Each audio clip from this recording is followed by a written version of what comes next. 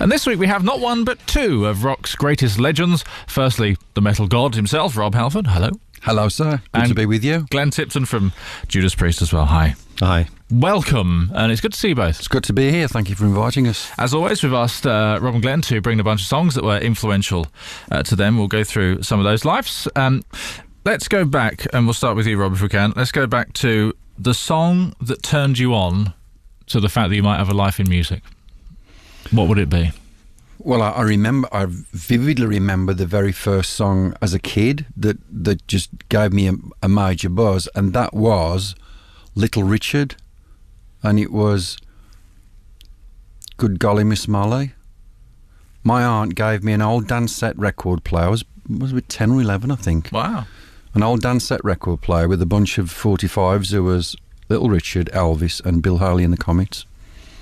And I remember feeling that even as a kid, just, God, this is just unbelievable. The exciting vibe I'm getting from this sound, you know. That was before I even knew I had a voice as a singer. I did a lot of stuff at school as a kid, but in terms of rock and roll, what a great way to kick it all off. Little Richard, and I guess he's still out there, isn't he? He's still doing his thing. Yeah, still doesn't he? I can't do it. You can do that better than me. Oh, I don't know. With the wig and the whatever. He did something recently for some. Didn't Hendrix play for Little Richard? Didn't he? Yeah, he did. He did. Yeah. He said, "Man, when that guy used to play my big toy used to pop out of my boot." He's a character, isn't he? I mean, he said he discovered the Beatles because the Beatles opened up for him on a UK tour. Yeah. He's a phenomenal character. So, yeah, that's pretty cool to know that Little Richard was one of the guys that kicked it all off for me. Glenn, what about you then? What was it that got you playing the guitar? I think my really Robert Johnson, really, the really early blues players that's when I first started to take an interest in music. I mean, I mess about a bit on piano and guitar, but then suddenly, you know, I got into these guys, and even people like Peter Green, the early Fleetwood Mac, and Jeremy Spencer when he used to play Dust My Broom, slide guitar.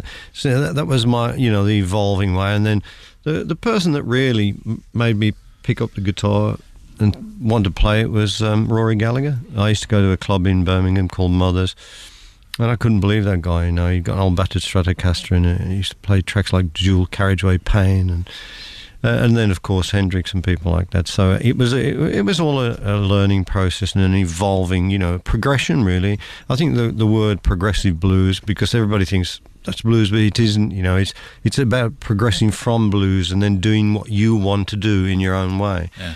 And that's the way I saw it anyway.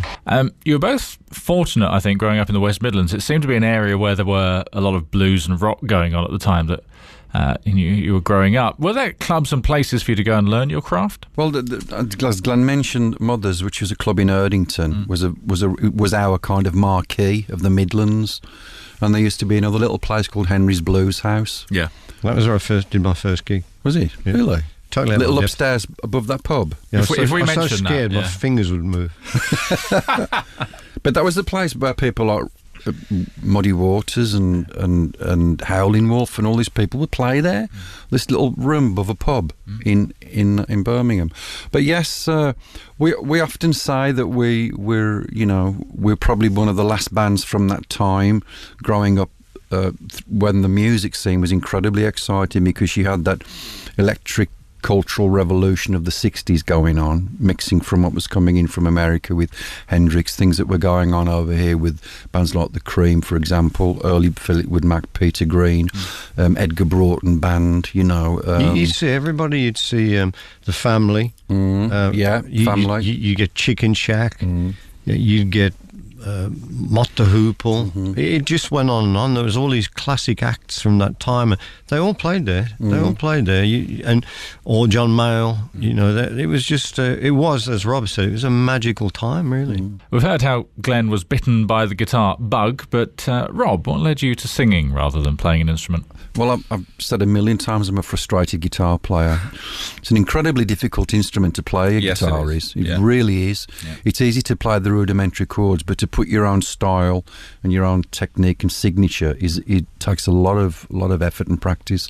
And that's what these guys do still now, you know, before they go on stage. And so I've always admired that. But as a singer, it was easy for me to grab a mic and start wailing. The usual story is you owned a microphone. I think that was the normal way that most people got to be a singer. I think they owned a mic. I bought my first mic, cost me about £3, I think, from a local music shop. It was a really tatty old ribbon mic, but it worked. Yeah. I think again, depending on what you do in a band, you find yourself attached to something that gives you the most pleasure. And singing for me has always been a wonderful, pleasurable experience. I just feel really alive. Would have been a waste, wouldn't it, if Rob had just been a guitar player? Well, absolutely. Because he's got one of the world's best voices. Well, that's it. I mean, is there... Can you give us a singer and even perhaps a song that you would say was inspirational to you as you developed as a singer? Well, there'd be a bunch. I tell you what I saw the other day, flying back from America for the Christmas holidays over here. I was watching this great blues show on the plane, and it was a documentary that Glenn should mention. The blues is really important because everything comes from the blues. Sure. That Martin Scorsese did. And I've got to get this. I haven't had a chance to find it yet. It must be out on DVD. But one of the people in this show was Chris Farlowe. And I'd completely forgotten about Chris Farlowe, but I remember those famous songs, Who Wants Yesterday's Papers? Out of Time. And his voice was remarkable. So he was a great inspiration for me. Joe Cocker. I've always liked those singers that would go the extra mile. Yeah. And again, that had this great throaty, raspy soul blues type of edgy voice. Let's talk about the band for a bit, because the beginnings of Judas Priest had already begun by the time you both joined. What did you want to do once the lineup was all settled? What did you set out to achieve? We didn't even have to think about it, did we? It was a natural, our writing. It was just an explosion, really. It was a joy, we suddenly we just hit off each other. And even now, when we go to do a writing session, it's quite exciting because we've said many times we never know at the end of the day what will come out of it. But we never have blank days. There's always something that comes out of it that's exciting. So, that's what it was all about. Right from that, suddenly we clicked, and the strength was in. I think primarily in our songwriting, not ability, the formula. It just works. There's a chemistry there, and then of course, the band's performance. It works great as 5 people. With Scott and Ian now. So we never really thought about it. It just happened. I think that's the best way to go as well. Yeah, the best bands do that. It's spontaneous, and then it becomes real. I think if you have an agenda and say, okay, we're going to be this kind of band, we're going to go in this specific order of things. Okay, you might be able to do that, but the thing that we love is the spontaneity. Every day when the 3 of us would get together, we never knew musically.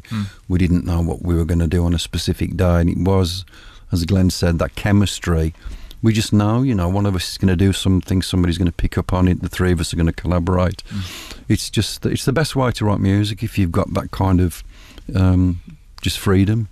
Exactly, freedom is the key word. We've never felt there were any rules.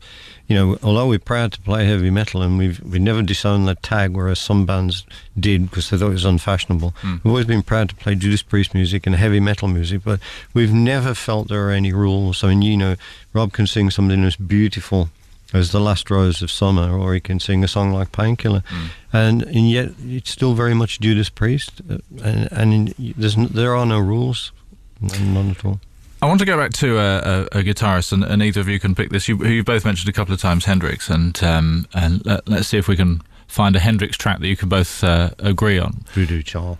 Absolutely. I saw him do that at the Isle of Wight Festival. Wow. And I was in the same field as KK. That was the 70th. Before I even joined Judas Priest. That was his last show, that one? Yeah, it was, yeah. So, yeah. I mean, I think of all of the great, wonderful things that he's done. I was there as well, Were you there as well? Yeah. You just found that out? Yeah.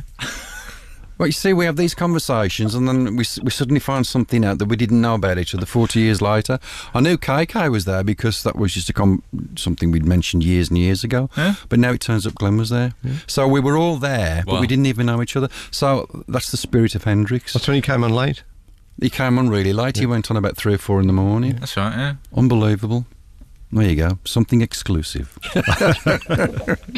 You've already talked about the ease with which you guys started writing and have continued to do so. But when you became hugely successful, like around British Steel time, did that become more difficult? It's very easy to say, you know, you haven't changed, but you do change. You change just really. It doesn't matter how much success you have. I mean, just travelling around the world really makes you change. But I do feel, I'm not just speaking for myself, I feel that everybody in this band is pretty much down to earth still. And that's why we still get along so well. No, you know, obviously, you know, there are differences of opinion and there's some stress and strain sometimes. You're thrown together on planes and boats and trains. And of course, there are times when, you know, there are disagreements. But we've managed to hold it together for over 30 years now, and I think that's because everybody relatively, I think we all appreciate our role in this band. We all appreciate being part of Priest, and I think that's, you know, that's kept our feet on the ground. The music becomes larger than what you are about, more than anything, you know, and you're not really aware of that until people mention that. You realise the impact that a band like Priest has had. But I think we put the same amount of discipline and energy and effort into the music that we do now as we did when we made Rock-a-Roller in the early 70s, simply because we're taskmasters and we're absolute perfectionists of what we do. We won't accept anything that's substandard. It's not, oh, that'll do, that takes okay. We do it over and over and over and over again until we all agree that we've got the right moment, and we always encourage each other as well. We're always, you know, if we can sense instinctively if another take will get that, you know, just get to that final place you need to be, and that's built up out of a genuine respect that we have for each other as musicians. And you mentioned something there, you know, the influence that you had, or the impact that your success had on other bands, who obviously many of them who cite you as the reason why they started to play. That must be, well, it must feel good, but at the same time, it's a bit of a responsibility for when you're writing now, isn't it? To maintain. I don't think I think you could put too much pressure on yourself if you think that, you know, what you're creating now is going to influence other people. Even though, you know, a lot of younger bands will cite Judas Priest as one of their influences, which is something we're very proud of. At the same time, we look at the younger bands, you know, and we can get inspired from them, you know. So our writing process has never really changed. We get a few vague ideas ourselves, and then we get together and pool the ideas, and we never really think over and above that, you know. Except as we've said many times, when the room lights up, we know we're onto something. And but it is something we're very proud of, that the younger band cite Judas Priest as having, you know, had an influence. And I mean, if that's occurred, then that's something that can't be bad. It's very interesting you say there are also things that you pick up from some of the newer bands that are kicking around. Is there an example you can give us of something that's recent-ish that inspired you? Well, without singling out bands, we were actually just talking about this when we were Rob, and we were saying, just for instance, the new wave or the punk era that came along, you know, even though in a way it may have affected us, the way we viewed it was in a positive fashion, and we actually took from it. There was a lot of energy there, and we've always been a high energy band, and suddenly there were people competing with that, you know, so we put more energy in. So, you know, the one thing drives the other, and there's always something to be learned from new bands. If it's possible to kind of encapsulate Judas Priest in a song, Rob, for you, is there one? Maybe it's one you just enjoy performing all the time. But what would it be? I've always loved "Victim of Changes" from Sad Wings of Destiny, just because that's got a lot of different elements. The way that it starts off, the way that lead riff comes in, and the whole band slams into the riff. The breakdown section. Was it a hard song to record? Is that this complex track? Was it a difficult song to record? Do you recall? I can't really remember it. The only thing I remember about that was that we had about £5 a day each for food. Meal tickets. But no, I mean, that's going so far back. Just talking now, I can imagine the control room. I can imagine standing outside the control room and doing the takes for that record.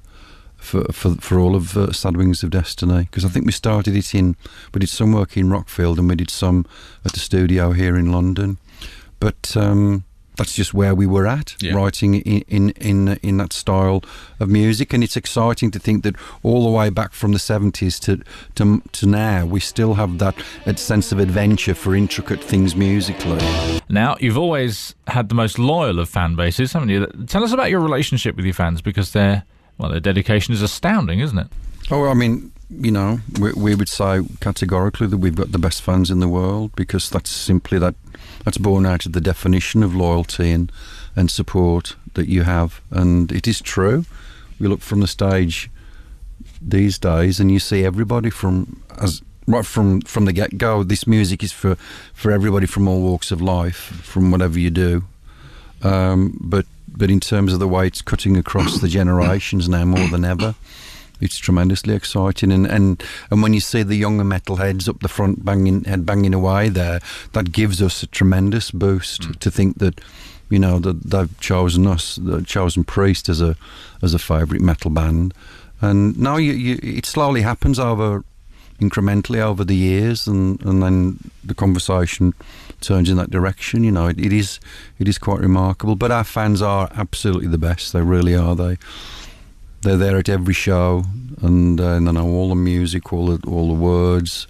It's real, genuine, hardcore fanaticism. And then, as to the tour, you have an impossible job. You've got a large back catalogue, and you've got a fan base that follows you all the way through, who want to hear everything, I imagine. You can't please them unless you play for 15 hours. What's the process you go through? It's very difficult, because we put these sets together and we think we've got it right, and somebody always comes up and say, yeah, but you've stopped playing Beyond the Realms of Death, or you're not playing Victim of Changes, you know. We say, but we're playing this, we're playing that. We obviously can only play for so long anyway, and everybody's got their own Priest favourites. That's the trouble. And you know, we can never please absolutely everybody, but this set in particular, I think, satisfies most people's requirements. Good luck for the tour. It's been marvellous having you both in, and we hope, and you can tell us quickly now whether or not you have started to plan new material. It'll happen eventually, definitely. This is what this band does, you know. We make a record, we go out and support it, and then we think about what we're going to do next. We have no idea what it's going to be, but I'm sure there'll be another one. On behalf of your many fans, thank you for coming in. It's been a pleasure to have you, Glenn and Rob. Thanks. Thank you. Thank you.